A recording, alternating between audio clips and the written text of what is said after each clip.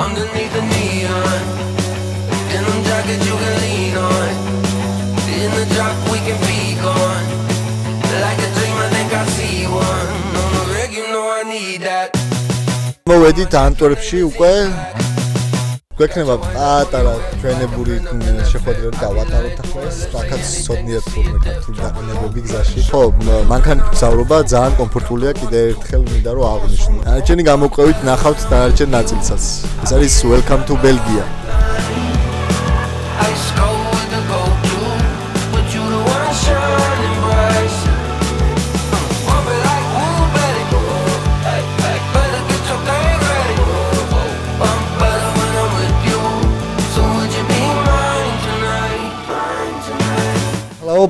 This is Crypto Bazari from Bitcoin conference of Amsterdam, and we have the CEO of Trezor, and we will talk about the main aspects of what Trezor is doing and new products of Trezor, as we heard on the conference already, and also we will have some questions about the general how Trezor CEO gets in crypto industry. Hello, and you can start introducing yourself, what you want to say, for example, what to mention about yourself and everything else, and then we can just... Okay, thanks for having me. My name is Matěj. I've been with Trezor for 4.5 years. I basically started as a product manager, so product making is deeply in my heart, and that's what I still am pretty much very much involved with in the company. And yeah, I mean, I totally love it. I love my job. It's awesome. It's really great to be sort of on the forefront of innovation and of crypto security, basically. So that's obviously very humbling and very responsible experience, I would say, because really our innovations have been used by or being used by millions of users around the world. So and maybe a little bit about the history of the company. So we started basically the kind of cold storage movement by creating the first hardware wallet in the world. Yeah, I remember your wallet's design in 2016 when I first entered in the market. It was like this kind of device, very big for me. But everyone thought that it was just for the computers. It was doing something else, but no one was understanding that it was the wallet. Yes. So yeah, I mean, honestly, the hardware wallets in general, all of them are on purpose pretty simple devices, right? So they do one thing well, and that's the fact that they store in offline way and in a very secure way private keys from Bitcoin. So there's usually this misconception that somehow the Bitcoin lives on the hardware wallet. Of course, we know that's not that's not true, because Bitcoin is decentralized network essentially. Yeah. But to access the network, to access sort of your account on the network, you need to have the private keys, and you need to have them stored securely and offline, and that's exactly what hardware wallet does. But those 10 years ago, we did also something else that now is being used by the whole industry, and that's a way how you can back up your private keys, and that's the form. Basically, private key looks like a very long Wi-Fi password. It's like this, like a list of, like a number of characters and numbers. But we found a way how we can translate this into something that is very easy to read and write down, which is basically the seed phrase.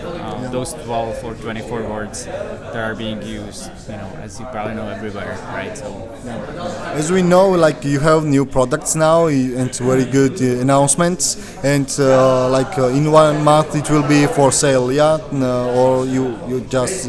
It is for sale already now. Yeah, because those are pre-orders. We are actually stocking up, so we already have those products available in a way like that. We are filling up basically our stock, and then mid-November we will start shipping them. But you can already order them now on our website. Yeah. What's main announcement of new products? What's the difference between the new product and the last ones you had?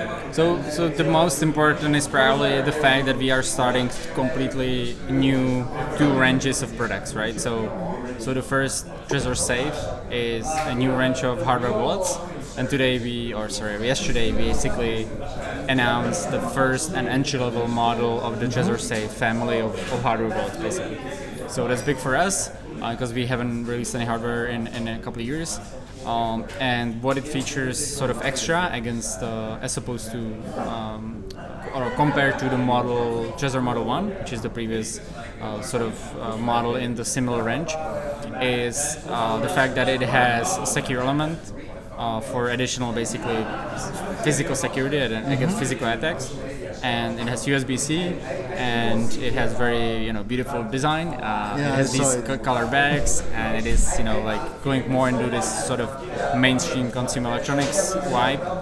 And also software-wise, it features, for example, Shamir backup, which is additional kind of form of protection of your seed phrase, where you can split the shares. Yeah, you can split sort of the seed phrase into multiple shares, and then use a certain threshold of those shares to recover your master seed. So basically, you are kind of de-risking, the fact that you are splitting the shares, or the seed into multiple shares. And also, in general, the firmware that is on there is basically better. It is and sort of friendlier to use, I would say.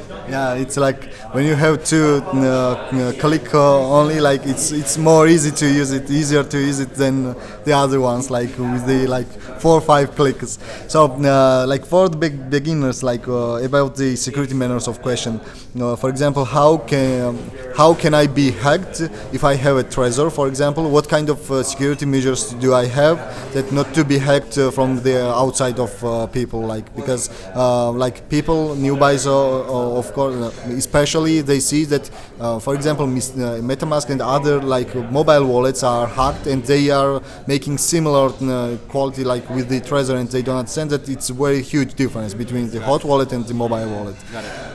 And like, for example, what the risks they can be hacked on the Trezor, for example.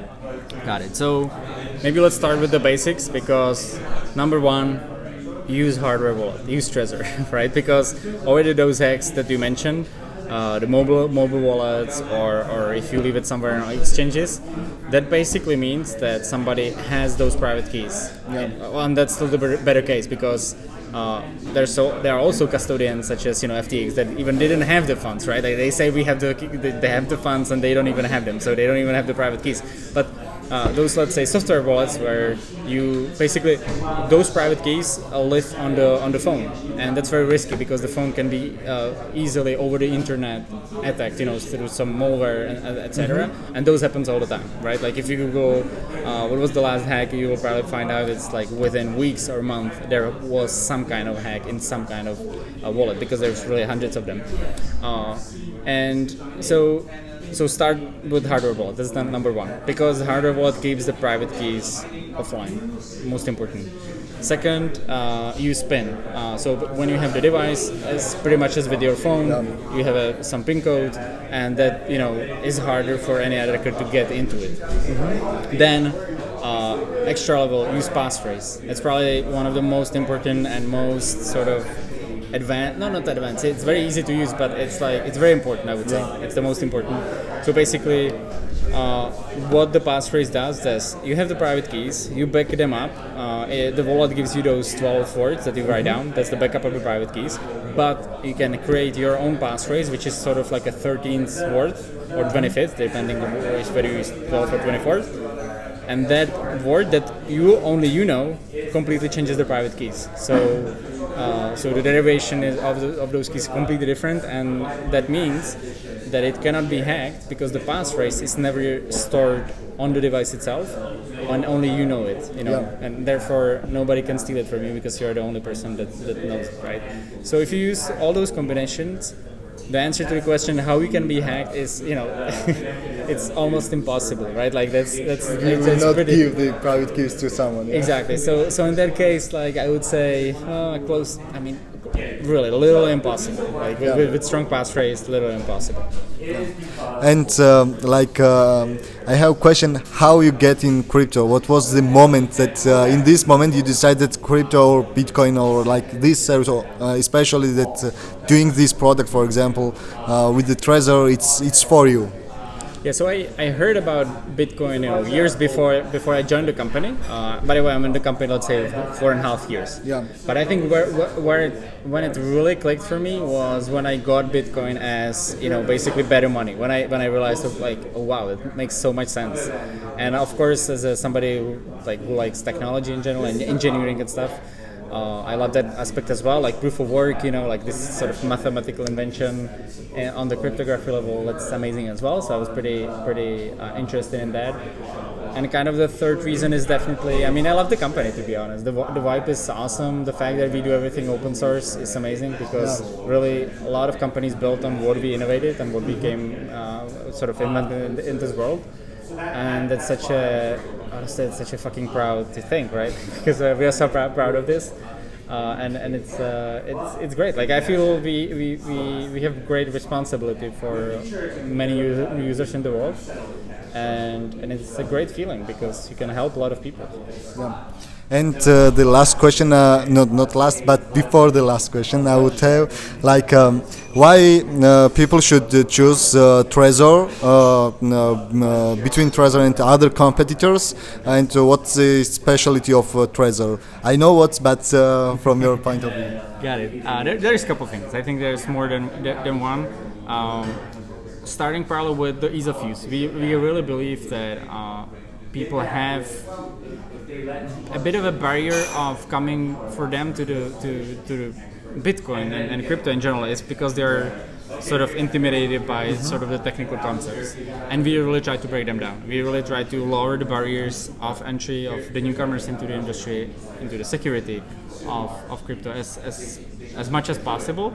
And I believe, and we actually have even some data about this, that basically a lot of users are saying they're coming to us because we are the most user-friendly on the market, right? So that's, I believe, is one of the sort of unique selling things that we can offer to people. And second, of course, as I said, like we are open source, right? As much as we can, everything. Not everything can be open source on, for example, on the hardware level, but even there we are trying to come with our own secure element that will be open source. But that's definitely big change, big difference as well, and it makes a lot of sense because the fact that we sort of build out in the open, and security experts can have a look in our kitchen and kind of see what we are doing. That's making the product simply better and more secure. So that's, I think, one of really great things that we are doing. What would be your educational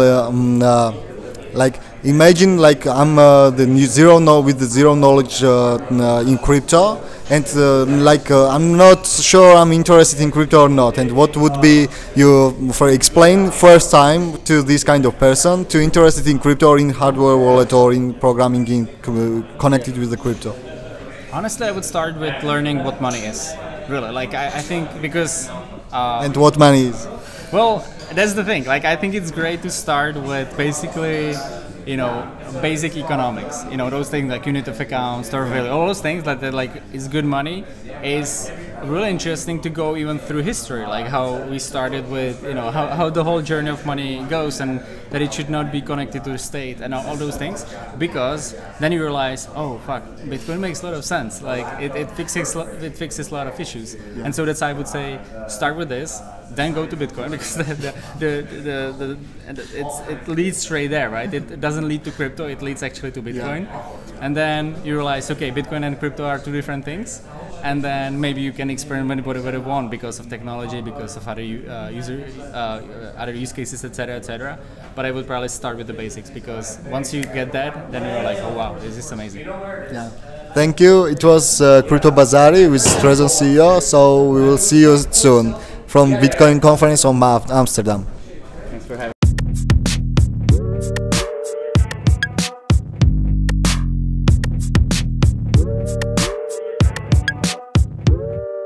A little bit of bloodletting, don't regret it, keep your foot on the pedal, get your head on the level. If they could, they wouldn't settle for some off-brand ratchet. So tragic, frame a bad habit just to feel special. I ain't even ever sweat a giant, keep a full belly, baby, bad melody, what you telling me? Parts of your videos, you were talking about the American Reserve's decisions, and also the Bitcoin minimalist and maximalist style of how they are fighting.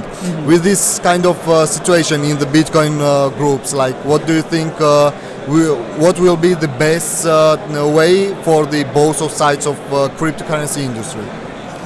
That's a good question, because I think one of the big problems that crypto has, and Bitcoin has, perhaps more so than a lot of the rest of the industry, is this kind of tribalism. And I think it's important for crypto's overall image that we do see some sort of resolution between that, because I understand Bitcoiners' point of view, and I think it's amazing that some people are happy to be Bitcoin only, because there's a lot to say for that, and there's a lot. Bitcoin is the only one really that can be claimed to be truly decentralized. So I don't know how we come to a resolution between the two sides of that. I think perhaps the two, they'll be kind of driven together, because we're going to see more advancements in CBDCs. It was like they were talking about on the panel earlier. And I think as the community grows and the threat from outside of it, like CBDCs, becomes more apparent, I think we'll see the community sort of cohere a bit more and begin to work together more. Okay. Because I think people will recognise that there is a common enemy, and it's not another part of the crypto community. It's the wider financial system. It's the governments who want to impose these strictures on people. So I think I think we'll be united in that way. And the second question, thank you for this answer. I was waiting for this kind of answer from you. And the second one, I want to ask you about, like, with this development of the community, what do you think? What's the main problem? Because I'll explain what I mean. Like when I see, for example, in Georgia or in Caucasus region, like ordinary peoples who are living very well, like today, for example, in our communities, crypto is very good, and we love crypto because of freedom of speech, or because of privacy. It's for me the most important. But like for the ordinary people, they don't think about it. And like when I see the big picture with the banks, lobbyists, medias, and for example crypto lobbyists, like everything I'm hearing is that crypto will be the only one way sooner or later. You think this way, or you think that crypto community has some kind of specific, like 2 problems or 3 problems with the communication, or with the support from the projects, or using the trust? Or like it will be, for example, after CBDCs, for these communities, it will be the end. Only just the few ones will be in the groups, as we, for example, and others will just using the CBDCs or new e-money payments. I think the important thing to remember about CBDCs is that governments will make them convenient. This is one of the big problems that crypto has. It's to get into it is not easy. And to understand it is even harder. So one of the things that I'm bullish on at the moment is that I talk to a lot of projects and read about a lot of projects, and lots of people are working on the kind of user interface, the user experience side of it, making crypto easier for people to access and easier to use. The way it currently works, people don't understand self-custody, for instance, but what's good is that these, wallet companies and others are making it easier for people to do that. But the big problem that we face with CBDCs is that they will be convenient, and this is already what we see with things like Visa cards and debit cards and credit cards and things like that. They're very easy to use. People don't really want to do the work to understand how something else works. That's a big problem that we have in the West. People are so used to convenience that they're not inclined to explore something that's a bit more complicated, even if that more complicated option gives them greater freedom. Gives them I think privacy is kind of overblown. Very few cryptocurrencies are private, or anonymous. But I think apathy is a big problem among people. People don't want to, or might not have the time to kind of learn about it. So the crypto community developers need to kind of meet them halfway. That's a really big challenge. Thank you, Guy. It was Crypto Bazaar.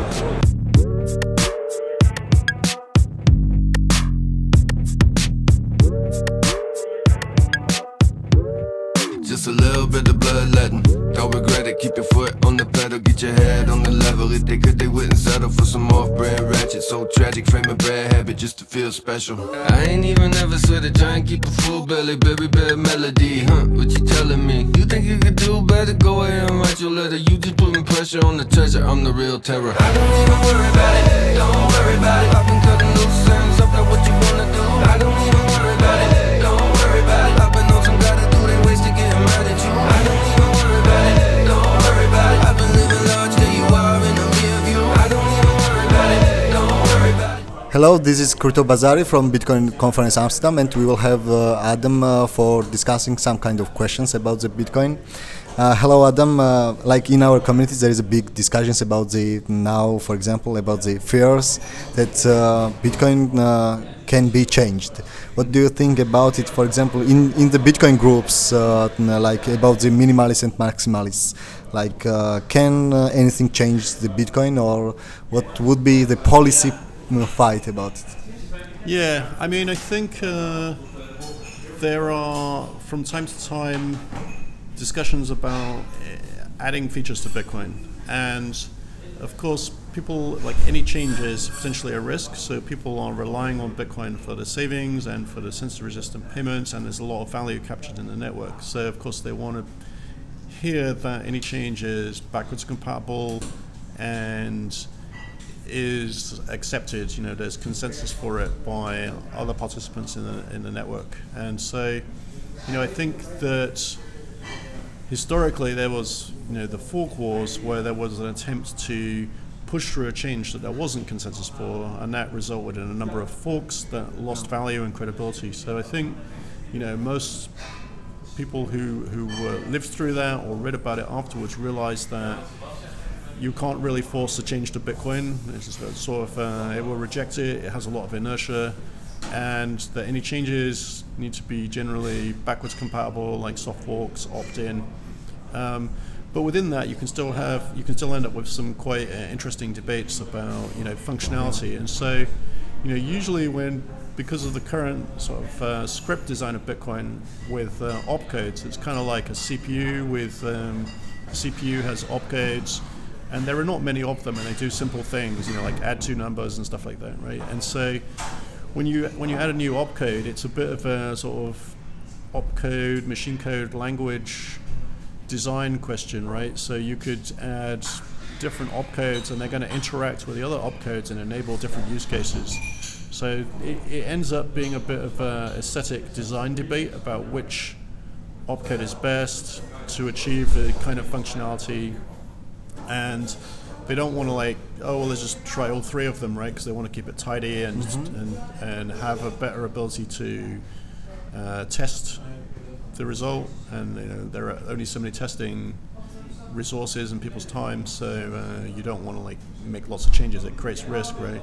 Yeah. So, and then of course, you know, there are a number of things in discussion, like covenants is one kind of hot topic, and there are multiple like design variants, so that's kind of in the aesthetic design debate. And of course there are people who are like, well, why do we need covenants? Like, it's optional, we can ossify Bitcoin now. And I would say that, you know, the best argument for covenants, I think, is that there's something like that that's needed to, you know, if you want the Bitcoin Vault feature, then it seems like you need a covenant or something like a covenant to achieve it. And I think a Bitcoin Vault feature is quite useful for cold storage of Bitcoin, and so then that becomes something that is, you know, potentially valuable to everybody who's doing cold storage, which is hopefully many people. Like if they have them on the exchange, arguably they don't really, they have an IOU, so maybe they should think about some cold storage, right?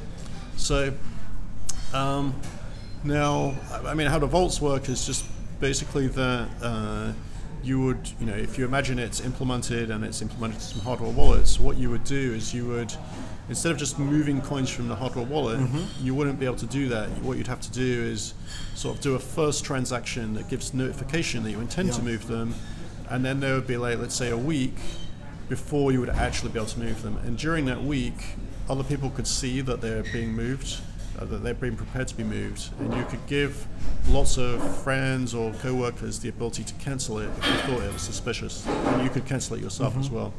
And so that sort of protects you from the scenario that, you know, somebody finds your cold storage backup and, you know, today they could just move the coins, right? But with a vault, there'd be a period where it could be cancelled. And then the question where it's cancelled is, well, where do they go, right? So what you do with that is you have these sort of pre-signed cancel transactions which you share with people, and they send the coins to even colder storage, which is inconvenient to access. So I say, I think, you know, if you were 100% sure that you wouldn't need to move these coins in like 5 years or something, but you want to be really secure, you would take a different strategy. So you can use that kind of strategy as the location for the vault to go if it cancels, right?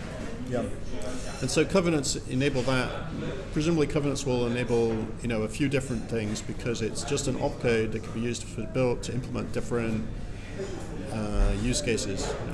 Yeah, exactly. Like I would have one question about the community. How do you feel like do the community of Bitcoin or generally the cryptocurrency has some kind of problems, general principle problems, and for example, how do you feel what they should improve to be better than they are now? Just your personal view. Do you mean about like how people evaluate change or something? No, for example, do you feel that the Bitcoin community has some kind of problems with communication or with the policy of the government or like with the movements with the ordinary peoples who don't even now are not including in the cryptocurrency? How to win the fight against the propaganda from the fiat and how to be better than the fiat system? Well, yeah, I guess Bitcoiners tend to get defensive about Bitcoin, so they don't want people to come and change it, and it's you know, basically the only genuinely decentralized you know, system here, right? Like all the altcoins are relatively centralized and have a marketing budget and a CEO and all this kind of stuff. So I think one of the side effects of that is that in Bitcoin there is no budget to do anything about anything, right? There's no marketing, there's no policy, there's no lobbying, there's no, you know, or even like discussion about change. It's all decentralized and open. And of course it looks messy because people are arguing, but I think that's inherent, like that's the cost of decentralization. So yeah, I mean, I think it's fine, right? People will be, you know, vocal, and if they're vocal about, you know, a change, then there will be no change, right? So that's okay too, right? So, you know, but if there's a genuinely useful opt-in feature and you know, and people can see that it's valuable to some users, they'll generally be okay with it over time. And just one question, last question about like what was the moment that you decided to work about this project? Like what's the moment, like why, what was the motivation about it? Well, I mean, I was interested in electronic cash for the kind of, you know, censorship resistant, bearer money type of thing since you know, mid-90s. Like the DigiCash project was pretty interesting, and the cypherpunks were interested in electronic cash as well. And so, yeah, I mean, I think when Bitcoin was first launched, for the people that saw the mailing list announcement or heard about it around that time, the big question was, would it get adopted? You know, because it's going to start from no users. Yep. Will it reach, you know, some kind of momentum and critical mass? And so, because I heard it about at the beginning, you know, I was like, okay, that's cool, like that it solved a problem, but will it reach adoption? And so, you know, when it started to get more adoption, and more, then I thought, okay, well, it looks like it's going to grow and it's going to get used. So, and I had some like technical expertise in these former electronic cash systems. So I thought, well, I'll try and help, like, you know, improve it. Like the privacy isn't so good, so maybe I can improve that. So that's where I came up with confidential transactions, which is kind of Bitcoin compatible. So that was my thinking. You know, first, like, would it bootstrap, and then when it seemed to me that it clearly was bootstrapping, then I got involved and tried to help. You know, like firstly just find the the chat forums and the discussion, the like Bitcoin Talk forum and the IRC forums, and ask lots of questions and bounce ideas off other technical people basically initially, and eventually we had some ideas, like myself and some of the other developers, that we wanted to try and build, and it takes, you have to hire people and mix of skill sets to make that a reality. So that was the sidechain thing. Yeah. Thank you, Adam. It was Crypto Bazari from the Bitcoin Conference Amsterdam. See you soon.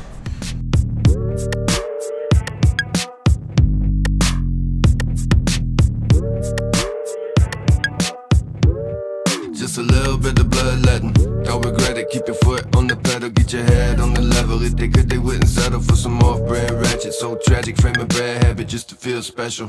I ain't even ever sweat it. ანტვერპშიც მშვენიერი შეხვედრა გამოგვივიდა. ძალიან მშვიდი ქალაქია, ხა თქვენ შეამჩნევთ რომ საღამო საათებია და ძალიან სიმშვიდეა. ერთი მაგრად გატეხა იმან რომ ვაფლი ვერ ჭამე და ვაფლი მინდა ძალიან. აი იმენა ვაფლი მინდა, აი ვაფლი მინდა. თავისი ნაყინითთან რა. დავბრუნდებით ახლა ამსტერდამში ვაფლის გარეშე და ხვალ გვაქვს მეორე შანსი ვაფლი გავსინჯოთ უკვე ბრიუსელში. ხო რასაც შეეხება Adam Back-თან მქონდა საინტერესო ინტერვიუ. ცალკე კიდე Trezor CEO-სთან მქონდა შეხვედრა, როგორც წინა დღეებში გითხარით. თუ გამოვიდა ის ამ შეხვედრებიდან ის ნაწილი, რომ საქართველოსდანაც ინტერესი იქნება და საქართველოში ცოტა ოდენი, ასე ვთქვათ, კომპანიას ნახავთ პარტნიორებს ან საერთო ინტერესების მქონეს, კიდე უკეთესი რაღაც პროგრამები შეგვიძლია ჩამოვიტანოთ ყველასთვის აბსოლუტურად და ახლა შვიდად მივემგზავრებით ამსტერდამისკენ და წავედით.